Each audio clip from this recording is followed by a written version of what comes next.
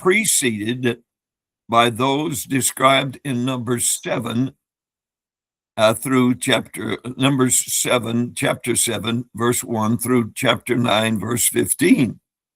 We are now in the second year of Israel's national history. The tabernacle was erected on the first day of the first month. Now, in the first month of the second year, on the first day of the month, the tabernacle was erected, it tells us in Exodus 40. The 12 tribal leaders began to bring their gifts on that day. Here in chapter 7, it's described a procedure that lasted 12 days. We'll find that out in this chapter. So the transactions mentioned in this chapter took place on the second day of the second month of the second year after their departure from Egypt. And the proper place of this account is immediately after the 10th chapter of Leviticus. That's the teaching of Mr. Wiersbe in putting it all together.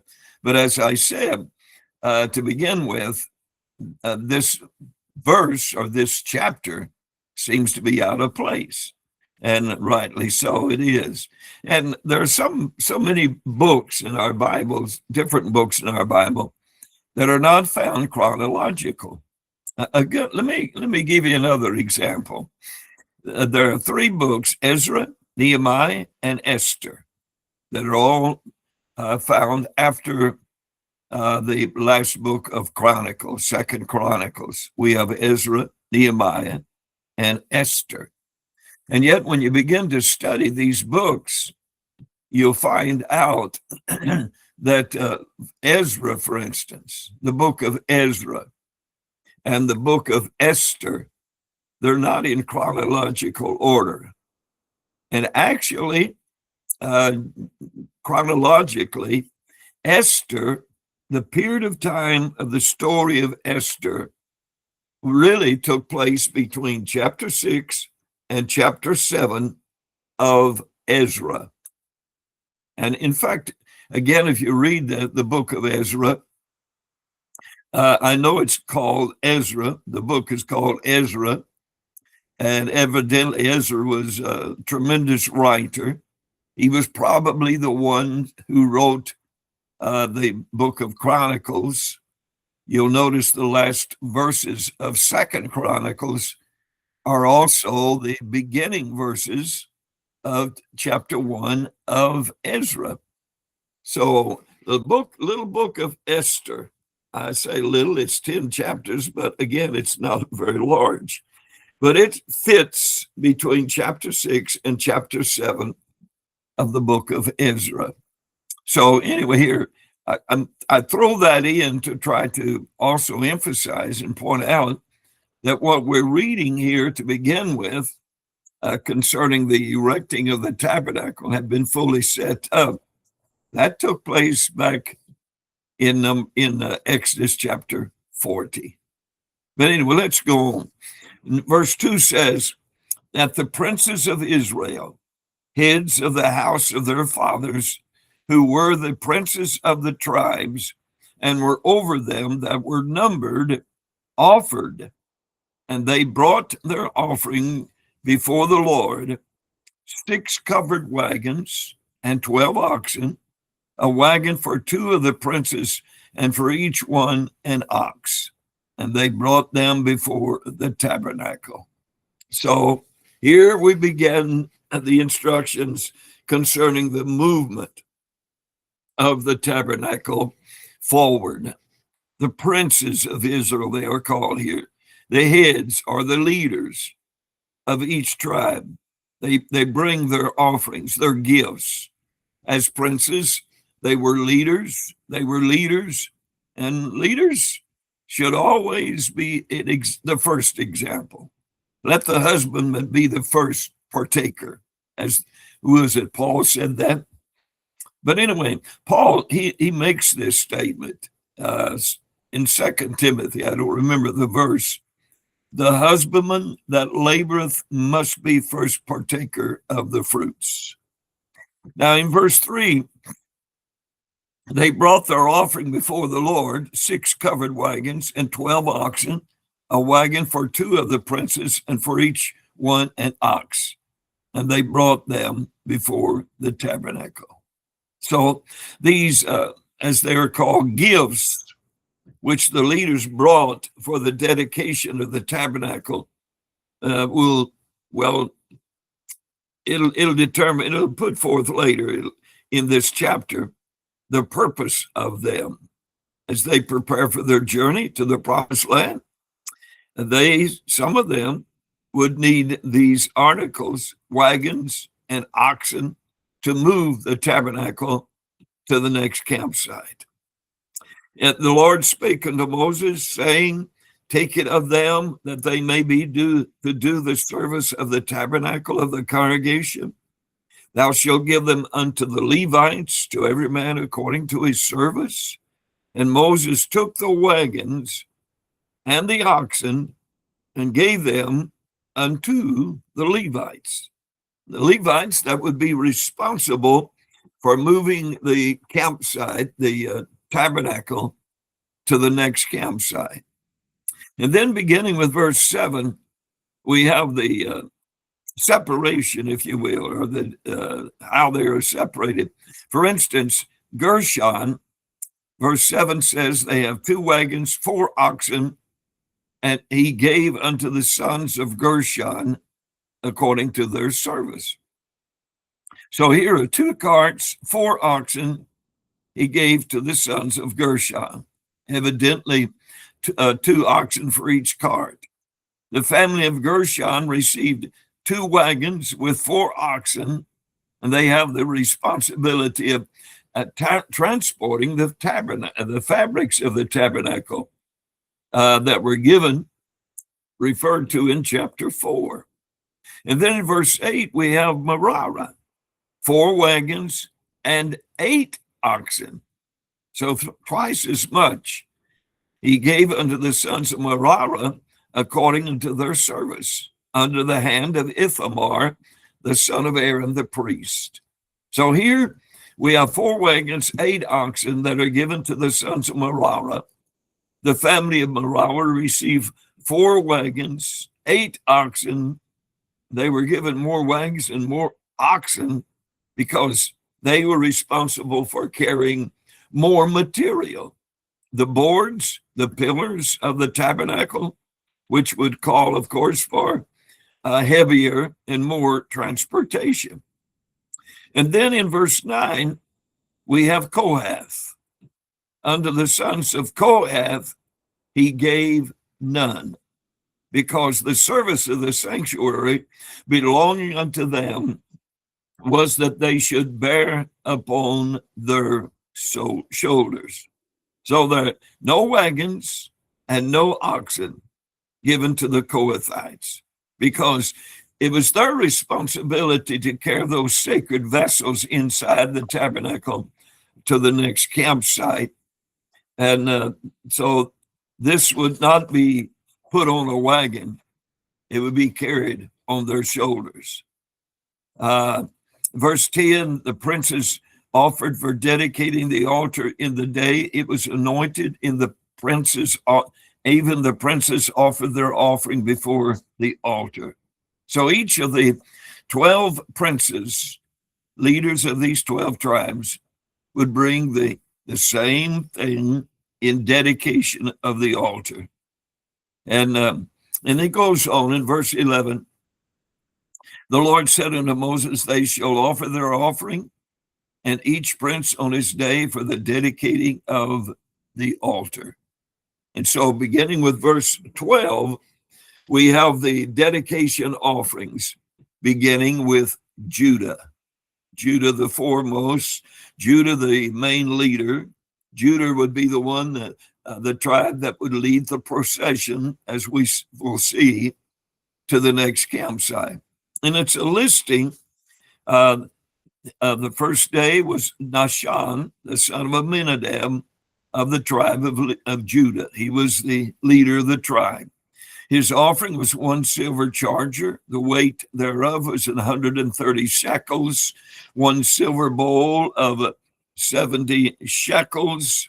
After the shekel of the sanctuary, both of them were full of fine flour, mingled with oil for a meat offering. 1 spoon of 10 shekels of gold, filled with full of incense.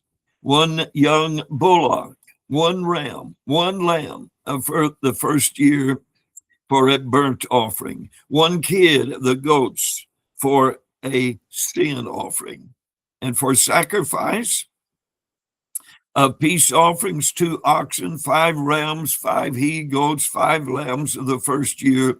This was the offering of Nahshon, the son of Amminadab. And this, just stop and think about it. I know we read it and we read through it and that's it. But if you stop and chew on it a while and consider all that was involved here, and this was each one of the tribes, each prince, leader, captain, whatever you want to call him, that was leader and spokesman, representative of the tribe, would bring their offerings. The next one after is Issachar, and I'm not going to read it, but it's the same thing. He brought the same thing. The third day was Zebulun. You'll notice here, it's dedicated on the third day, on the second day, on the first day, on the fourth day, and it lists all of these things. So I assume, if at least in my mind, I'm thinking it took a whole day, because each day or each one is appointed a day to bring all of these things as an offering to the Lord. And again, they were all the same, all of the same. And then the fourth day was Reuben. The fifth day was Simeon. The sixth day was Gad. The seventh day was Ephraim. The eighth day, Manasseh. Now, one thing that kind of captures my attention here, when we get to the seventh day, Ephraim, this sacrifice, the same thing.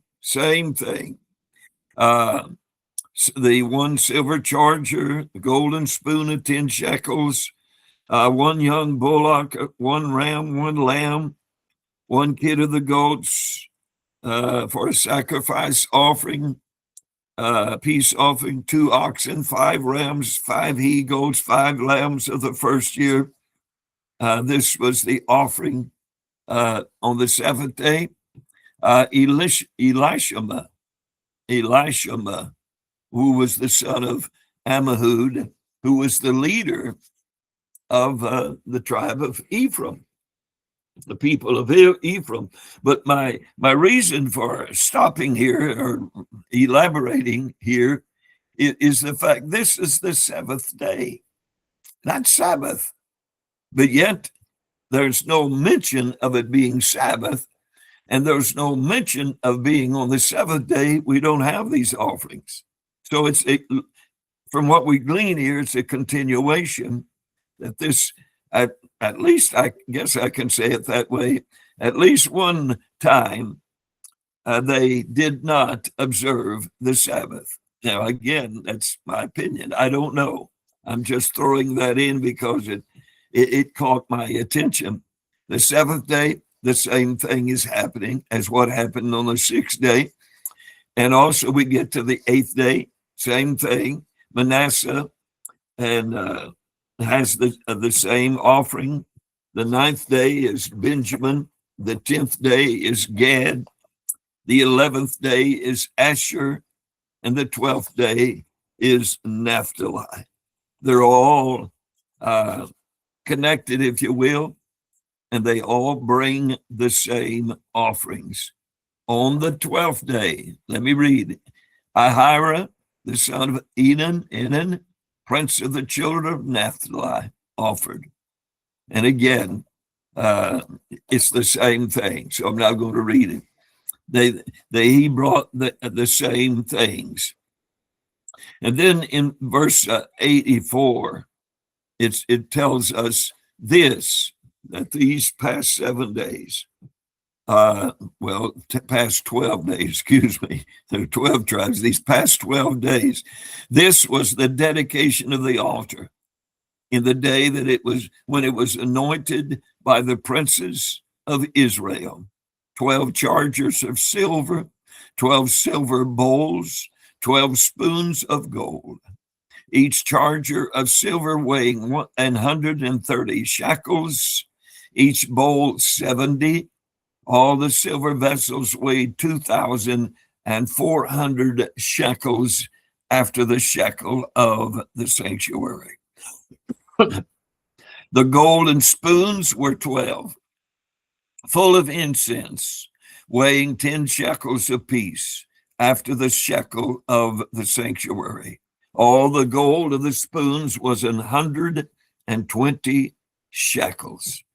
Verse 87, all the oxen for the burnt offering were 12 bullocks, the rams 12, the lambs of the first year 12, with their meat offering, and the kids of the goats for sin offering 12. Verse 88, and all the oxen for the sacrifice of the peace offerings were 24 bullocks, the rams 60, the he goats 60, the lambs of the first year 60. This was the dedication of the altar after it was anointed. So it's all a consummation here of the 12 tribes being represented by the 12 princes or leaders. David Guzik, let me share him and his concluding remarks, or remarks in the conclusion of what just took place. He says his offering was 1 silver platter. Each leader brought a silver platter and a silver bowl, each full of fine flour mixed with oil as a grain offering, a gold pan with incense, a bull, a ram, a male lamb, a young goat, 2 oxen, 5 rams, 5 adult goats, and 5 more lambs. Each, notice now, this again is a opinion of Mr. Guzik. He says each silver plate weighed about 3 pounds, each silver bowl about 2 pounds, and a gold shovel about 4 ounces. Clearly, this was generous giving. God must show promised land people how to be givers. One of the best measures of one who has moved from a slave mindset to the promised land mindset. The slave by nature is a taker because he is often unsure of provision. Promised land people are generous because they trust in a God who promised to meet all their needs. Another point he mentions, his offering was 1 silver platter. Each tribal leader brought the same offering over the 12 days. Clearly, this was humble giving by requiring the same gift from every tribe. God made sure that no tribe or tribal leader glorified himself through his giving. We must resist the tendency to give to be seen of men. Promised land people care about God's glory, not their own. This was the dedication offering for the altar from the leaders of Israel. Each offering is recorded the same way, seemingly wasting space in the scripture. God's purpose was to draw attention to each tribe's offering, though they were all the same. Clearly, godly giving is always noticed by God, even it is the same or less than many other gifts. God sees and records every gift given in a right heart, even if it's only worth 2 mites. Mark chapter 12, verses 42 through 44. Every gift from a promised land kind of heart is noticed by God. The end of quote. That's good, I think, Mr.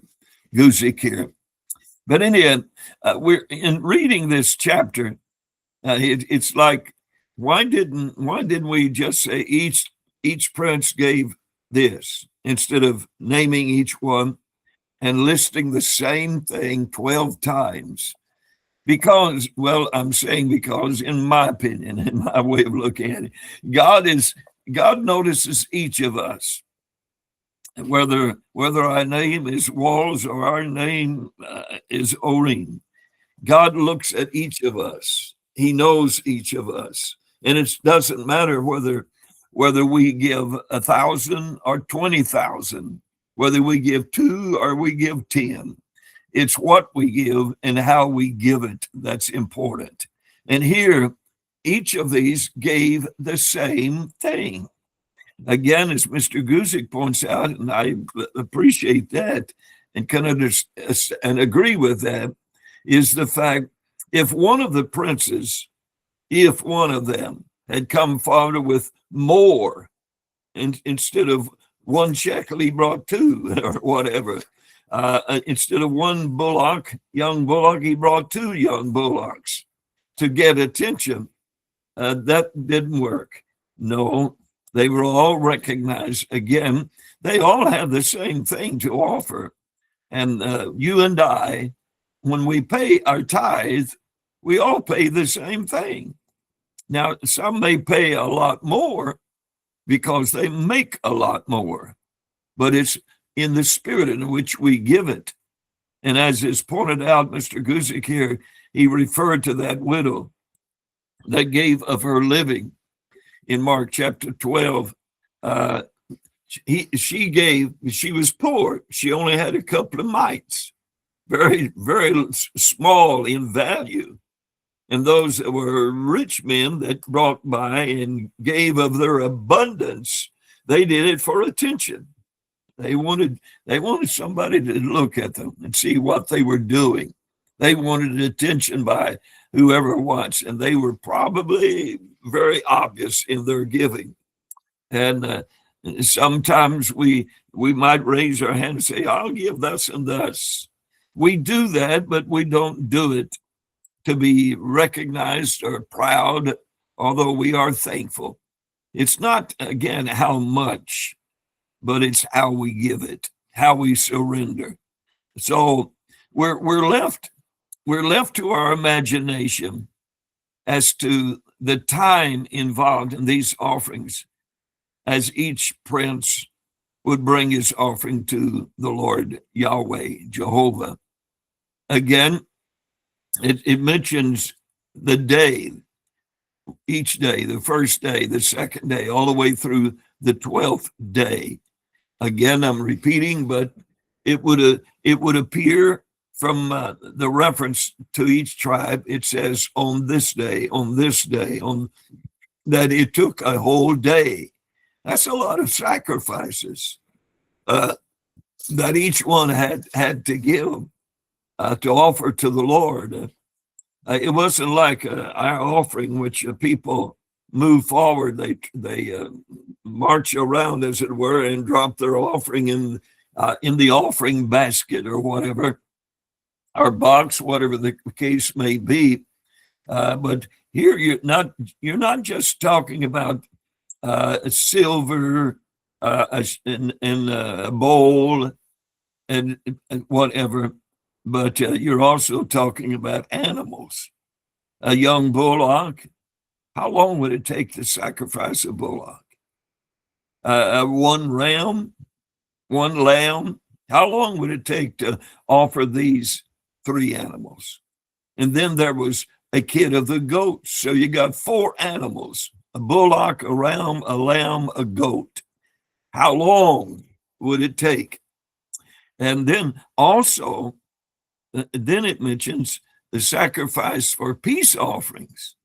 So we have first the offering that was just brought and given and everything for a meat offering. And then we have the various kind of offerings One of them was for a burnt offering, and one was for a sin offering. The bullock, the ram, the lamb was for a burnt offering. The kid of the goats was for a sin offering. And then, lastly, for each one, they had a sacrifice of peace offerings, which was two oxen, 5 rams, 5 he-goats, and 5 lambs of the first year. Each one. And so we got a lot of animals here, a lot of sacrifices. So again, how can all this take place in one day? It must have started early and must have stayed late, or whatever, from maybe 6 to 6. But anyway, we're left again to our imagination about how long it would take all of these oxen, the sacrifices, the work of the Lord, as well as our worship of the Lord. It shouldn't be a drive-through experience. It's they that wait upon the Lord that have their strength renewed. That's the way the psalmist put it. The way Isaiah put it. In Isaiah chapter 40 and verse 31, they shall mount up with wings as eagles. They shall run and not be weary. They shall walk and not faint. And then our very last verse of this chapter, when Moses was going into the tabernacle of the congregation to speak with him, then he heard the voice of one speaking unto him from off the mercy seat that was on the ark of the testimony, from between the 2 cherubims, and he spoke unto him. Now, we know back in chapter 25 of Exodus in verse 22, where God said, I'll meet with you there. I'll commune with you there, which raises some thoughts in my mind. How many times has Moses had such a meeting during this time, and how many more would he have been as he climbs Mount Pisgah, before he climbs Mount Pisgah, his last mountain climb? What was this conversation that Moses had with Yahweh? Well, again, we'll find out in chapter 8. But again, what an interesting chapter. All of these offerings, everything with the same kind of content. And then all of it took a day for each one. And then when it was all over, the dedication takes place. Moses goes into the tabernacle, and there Jehovah talks to him off the mercy seat above the ark of God. And again, what a conversation it must have been. And we're going to find out what that conversation was the next time, the Lord willing, Monday, the Lord willing, because we ran out of time today. But thank you for spending the time this evening. It is to you. It's almost noon here for me. But thank you for allowing me to spend the time with you and share with you in our study today. God bless you, Sister Jacqueline, Brother Michael, the Church of Dewa.